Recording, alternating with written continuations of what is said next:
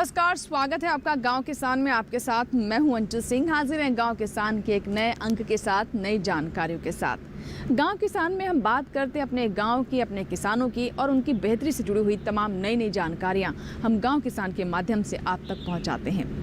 कार्यक्रम में हम बात करते हैं खेती किसानी की, हमारा पशुधन की और अंत में दिखाते हैं आपको कामयाब किसान की दास्तान। तो चलिए शुरुआत करते हैं गाँव किसान की। खेती किसानी में आज हम बात करेंगे मशरूम की खेती के बारे में। जी हाँ, मशरूम की बीते कुछ सालों में शहरों में काफ़ी डिमांड बढ़ी है, जिसके चलते इसकी खेती काफ़ी फायदेमंद साबित हो सकती है। ख़ास तौर पर वो किसान जिनके पास कम भूमि है या सीमांत किसान है, भूमिहीन किसान हैं, उनके लिए मशरूम की खेती किसी वरदान से कम नहीं। अच्छी बात यह भी है कि मशरूम की खेती में युवाओं की अच्छी रुचि देखने को मिल रही है। उनका रुझान लगातार इस तरफ बढ़ रहा है। तो आइए देखते हैं मशरूम की खेती पर हमारी ये रिपोर्ट।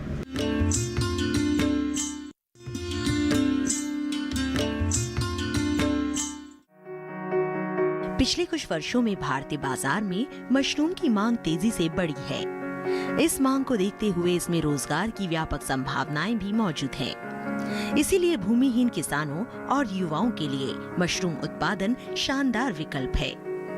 कोई भी किसान या युवा अपने जिले के कृषि विज्ञान केंद्र से प्रशिक्षण लेकर इस व्यवसाय को छोटे रूप में भी शुरू कर सकता है।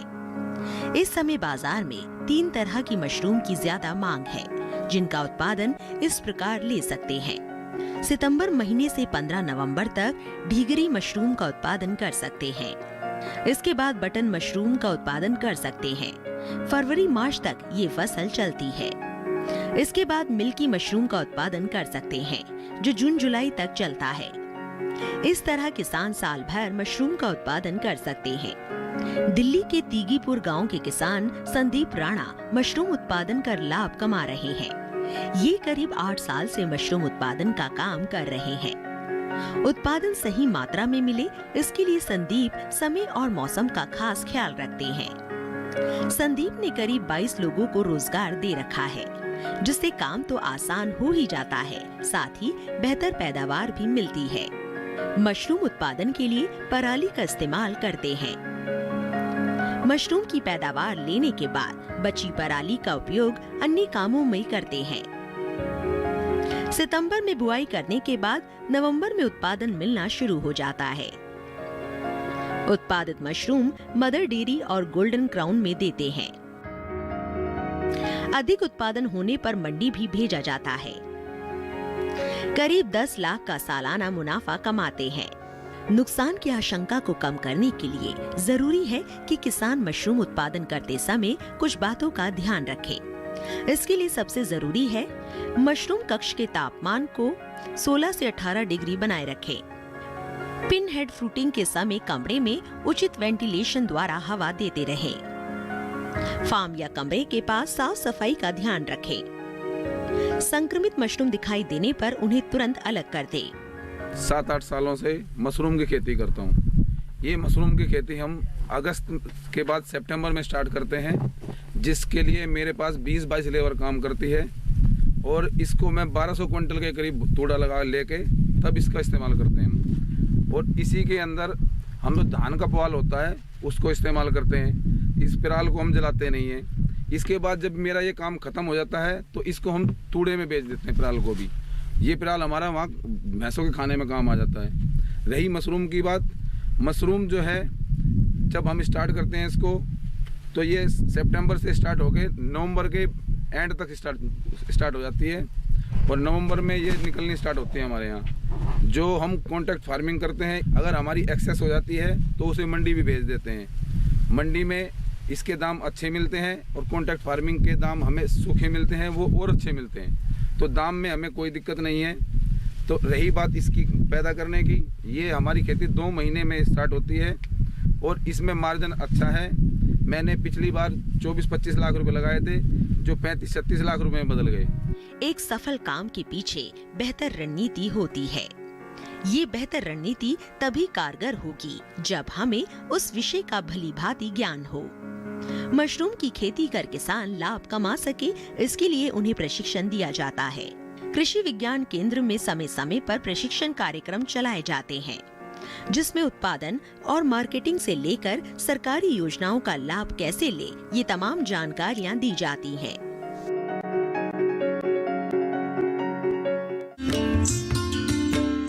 तो अभी आपने देखी मशरूम की खेती पर ये हमारी खास रिपोर्ट। इसी के साथ ही वक्त हुआ एक छोटे से ब्रेक का। कहीं मत जाइएगा, ब्रेक के बाद जब वापस आएंगे तो बात करेंगे हमारा पशुधन की। छोटा सा ब्रेक।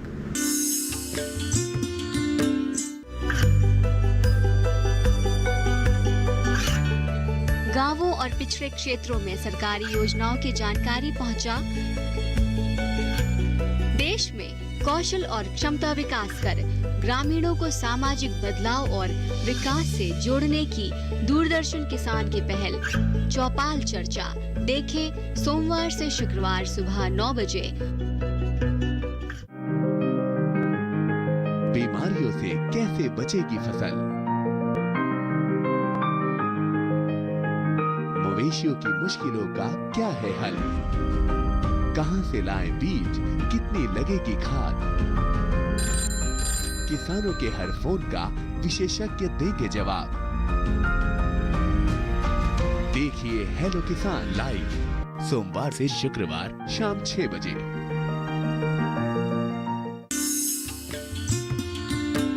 ब्रेक के बाद एक बार फिर आपका स्वागत है। आप देख रहे हैं गांव किसान और अब बात हमारा पशुधन की। हमारा पशुधन में हम बात करेंगे सीप की खेती के बारे में। जी हाँ, सीप यानी मोती का उत्पादन हमारे किसान करके अच्छा लाभ कमा सकते हैं। वैसे तो पहले प्राकृतिक तौर पर ही मोती पैदा होता था, लेकिन इसकी मांग को देखते हुए इसे व्यावसायिक रूप में किसान खेती के रूप में भी अपना सकते हैं। आपको बता दें कि हमारे देश में मोती की इतनी मांग है कि अभी भी 70% हमें आयात करना पड़ता है। ऐसे में हमारे किसानों के लिए इस क्षेत्र में अच्छी संभावनाएं हैं। तो आइए देखते हैं सीप की खेती पर हमारी विशेष रिपोर्ट।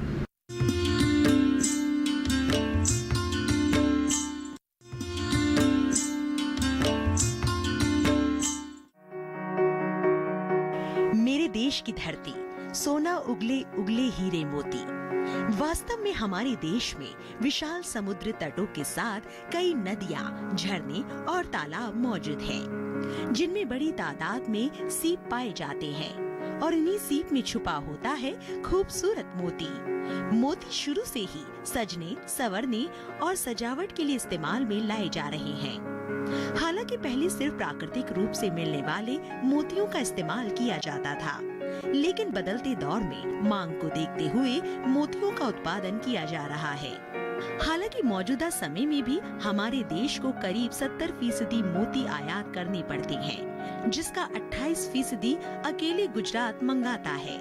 इसका सीधा मतलब है कि मोती उत्पादन की हमारे यहाँ असीम संभावनाएं हैं और इन संभावनाओं को अवसर में बदलकर किसान मोटा मुनाफा कमा सकते हैं। ये इतना सरल और सस्ता है कि किसान इसे आसानी से शुरू कर सकते हैं। सीप पालन के लिए सबसे जरूरी है प्रशिक्षण लेना। कई संस्थानों में सरकार के द्वारा निःशुल्क प्रशिक्षण भी दिया जाता है। इसके अलावा जिले के मत्स्य विभाग से भी जानकारी ली जा सकती है। इस व्यवसाय को शुरू करने के लिए सरकारी संस्थानों से या फिर मछुआरों से सीप खरीदकर पालन शुरू किया जा सकता है।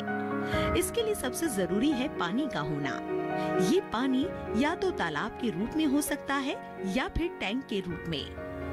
आजकल लोग घर की छतों पर भी टैंक बनाकर मोती उत्पादन का काम कर रहे हैं। शुरुआत करने के लिए सबसे पहले सीपों को खुले पानी में 2 दिन के लिए रखते हैं और हवा लगने के बाद सीप का कवच और मांसपेशियां ढीली हो जाती हैं। मांसपेशियां ढीली होने के बाद सीप की सर्जरी कर सीप के अंदर सांचा डाल दिया जाता है। किसान चाहे तो सामान्य मोतियों का भी उत्पादन कर सकते हैं। मोती बनते समय सांचा जब सीप को चुभता है तो वो उस पर अपने अंदर से निकलने वाला एक पदार्थ छोड़ता है और करीब 8 से 10 माह में सीप से मोती मिल जाते हैं। सरकारी संस्थान से ले सकते हैं सीप। सीप पालन के लिए पानी के स्रोत का होना जरूरी। छोटे छोटे टैंक बनाकर भी कर सकते हैं सीप पालन। सीप में हल्की सी सर्जरी के बाद उसे छोड़ा जाता है पानी में। सीप पालन यदि तालाब में किया जा रहा है तो इसके लिए तालाब में 5 से 6 फीट पानी होना चाहिए। इस तालाब में सबसे पहले चूना डाला जाता है इसके बाद खाद डाली जाती है, जिसमें गोबर की या शुगर की खाद इस्तेमाल की जा सकती है। इसके अलावा यूरिया भी डालें। साथ ही इस बात का ध्यान रखें कि उचित मात्रा में पादप प्लावक होने चाहिए। इस तरह छोटे तालाबों में करीब 30 से 35 हजार सीप पाले जा सकते हैं। हमारे देश में मुख्य रूप से 3 तरह की सीप पाली जाती है। इन सीपों को नायलॉन बैग में 10 दिनों तक एंटीबायोटिक और प्राकृतिक चारे पर रखा जाता है।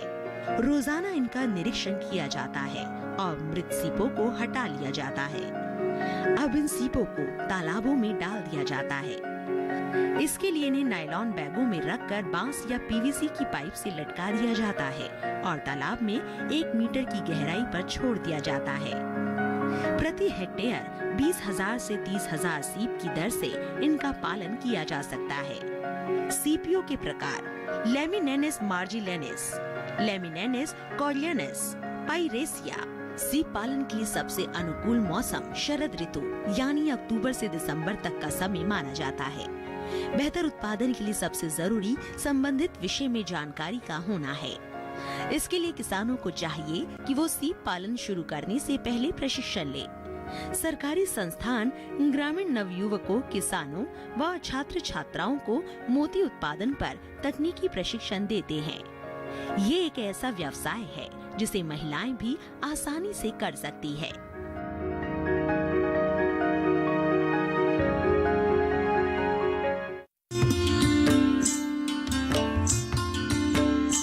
इसी के साथ ही वक्त हो गया इस माह के पशुपालक कैलेंडर का। आइए बताते हैं कि हमारे पशुपालकों को इस मौसम में कौन कौन सी खास बातें हैं जो कि ध्यान में रखनी होगी ताकि उनके पशु स्वस्थ रहें। जनवरी में ध्यान देने वाली बातें। कश्मीर और हिमाचल प्रदेश में बर्फबारी का सीधा असर सर्द हवाओं व पाला पड़ने के रूप में पड़ता है, इसलिए पशुओं को शीतलहर से बचाने के आवश्यक उपाय करें। पाला पड़ने की संभावना होने पर कृत्रिम प्रकाश या गर्मी का प्रबंध अवश्य करें। कमजोर और रोगी पशुओं को बोरी की झूल बनाकर ओढ़ाएं। सर्दी से बचाने के लिए रात के समय पशुओं को छत के नीचे या घास फूस के छप्पर में बांध कर रखें। पशुओं को नम स्थान में बंद करने और धुआं आदि से गर्मी पहुंचाने की कोशिश उनके न्यूमोनिया से पीड़ित होने की संभावना को अधिक बढ़ाती है। पशुओं को पानी गुनगुना करके दें। दुधारू पशुओं को तेल और गुड़ देने से भी शरीर का तापक्रम सामान्य बनाए रखने में सहायता मिलती है। पशुपालकों को चाहिए कि अगर मुंह पका खुरपका रोग, पीपीआर, गलघोटू, फड़किया, लंगड़ा बुखार से बचाने के टीके नहीं लगवाए हैं तो अभी लगवा दें। विशेष रूप से मेमनों को फड़किया का टीका लगवाएं। यहाँ लेंगे एक छोटा सा ब्रेक के बाद जब वापस आएंगे तो बात करेंगे कामयाब किसान की दास्तां की। कहीं मत जाएगा, देखते रहें गांव किसान।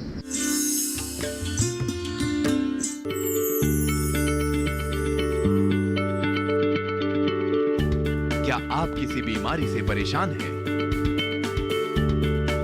चाहते हैं डॉक्टर की सलाह? तो हम हैं आपके साथ। बताएंगे आपको जीने की राह। समस्याएं आपकी, समाधान देश के मशहूर विशेषज्ञों के। घर बैठे बात करें देश के जाने माने डॉक्टरों से। हमारे लाइव प्रोग्राम स्वस्थ किसान में हर शनिवार शाम 6 बजे से 7 बजे तक। बीमारियों से कैसे बचेगी फसल? मवेशियों की मुश्किलों का क्या है हल? कहां से लाएं बीज, कितनी लगेगी खाद? किसानों के हर फोन का विशेषज्ञ देंगे जवाब। देखिए हेलो किसान लाइव सोमवार से शुक्रवार शाम 6 बजे।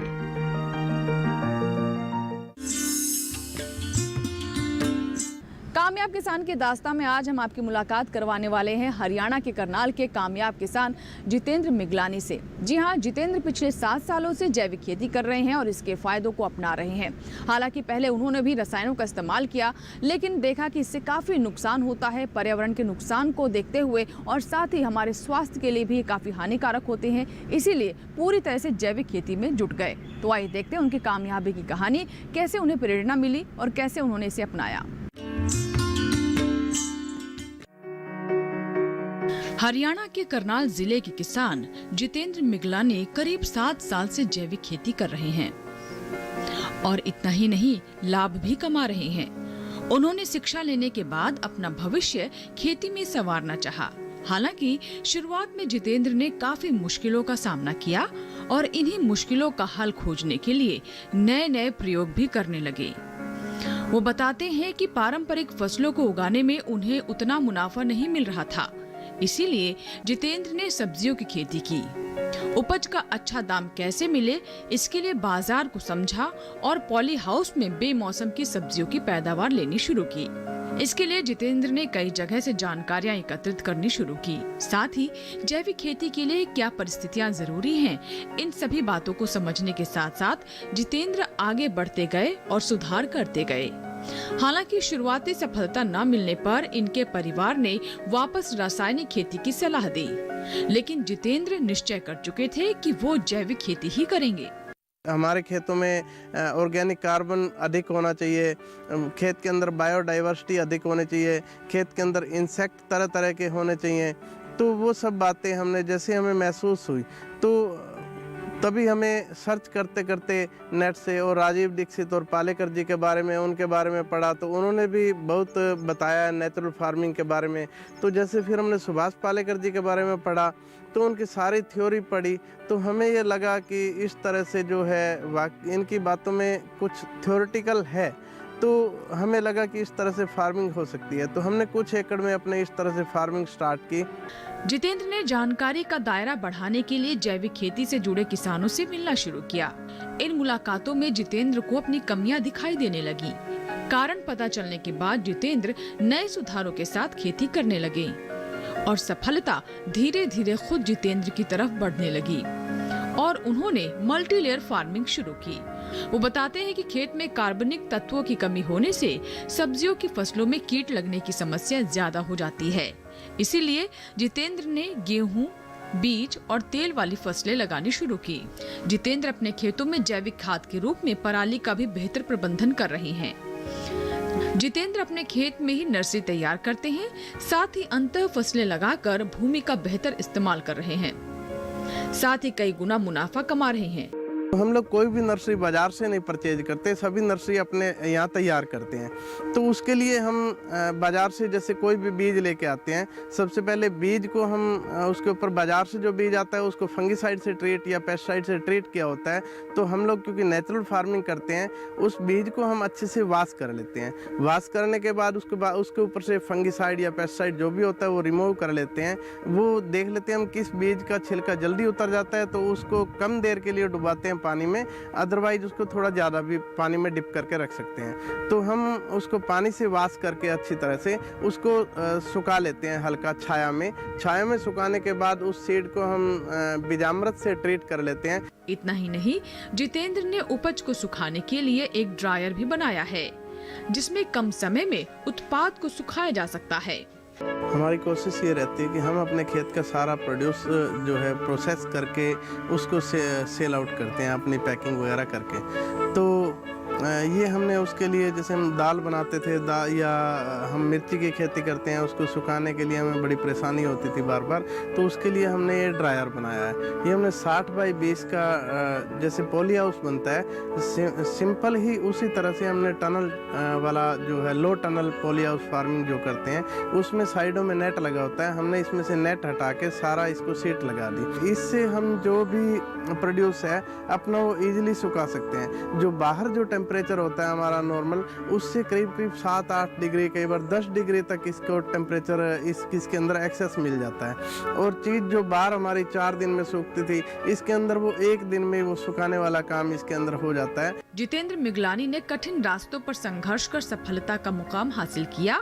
खेती में उनके किए गए प्रयास उन्हें एक कामयाब किसान बनाते हैं।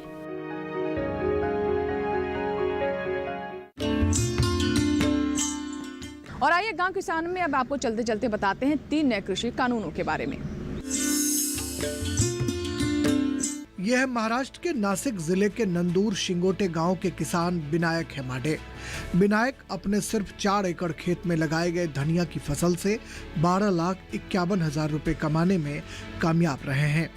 विनायक ने आधुनिक तकनीक का इस्तेमाल करते हुए इससे पहले अपने खेत से प्याज और गेहूं जैसी खाद्यान्न की पैदावार की थी। तैयार फसल नासिक और जिले की अन्य कृषि उपज मंडी समितियों में बेची जाती थी, लेकिन उनके माल का उचित मूल्य नहीं मिलता था। कई किसान शिकायत करते हैं कि उन्हें उनकी उपज का सही मूल्य बाजार समिति से नहीं मिलता है। वे अक्सर स्थानीय व्यापारियों को कम कीमत पर उपज बेच देते थे, इसलिए इतने परिश्रम और लागत के बाद भी ज्यादा आय नहीं होती है। लेकिन अब नए कृषि कानून की मदद से विनायक ने सीधे दापुर स्थित एक व्यापारी शिवाजी दड़ादे को अपनी फसल बेचकर 12.5 लाख रुपए की आय अर्जित की है। इस लेन देन में विनायक को बेहतर कीमत मिलने के अलावा फसल की कटाई लागत और परिवहन लागत पर भी बचत हुई है। इधर का व्यापारी आया, उन्होंने हमको बोला तुम्हारा वो धनिया क्या हरिया धनिया देने का है क्या? मैं बोला देने का है। अभी मैंने उनको बोला इतना मेरे को मांगता है 16 लाख। वो बोला भाई 12,51,000 रुपये देगा। बाद में मैं बोला अभी लेके जाओ। अभी ऐसा देखा मंडी में लेके जाने को तो अभी इतना आपको ही आएगा। अभी पंतप्रधान मोदी साहब ने अभी ऐसा कानून लाया है, इसीलिए मैं सोचा अभी कि वो जगह पे देने का, इसीलिए मेरे को अभी बहुत प्रॉफिट मिल गया। यह सब किसान उत्पादन व्यापार और वाणिज्य अधिनियम 2020 की शुरुआत के बाद मुक्त व्यापार के कारण हुआ। विनायक ने यह लेन देन सीधे व्यापारी के साथ किया और इसलिए उसे अधिक लाभ मिला। अब नासिक जिले के विभिन्न हिस्सों के किसान उनके खेतों का निरीक्षण करने और उनसे सलाह लेने के लिए संपर्क साध रहे हैं। आशा करते हैं कि अन्य किसान भी इससे जरूर सीख लेंगे। इसी के साथ ही आज के गांव किसान में फिलहाल इतना ही, लेकिन आप बने रहें दूरदर्शन किसान के साथ। अगले अंक में फिर होगी आपसे मुलाकात। नमस्कार।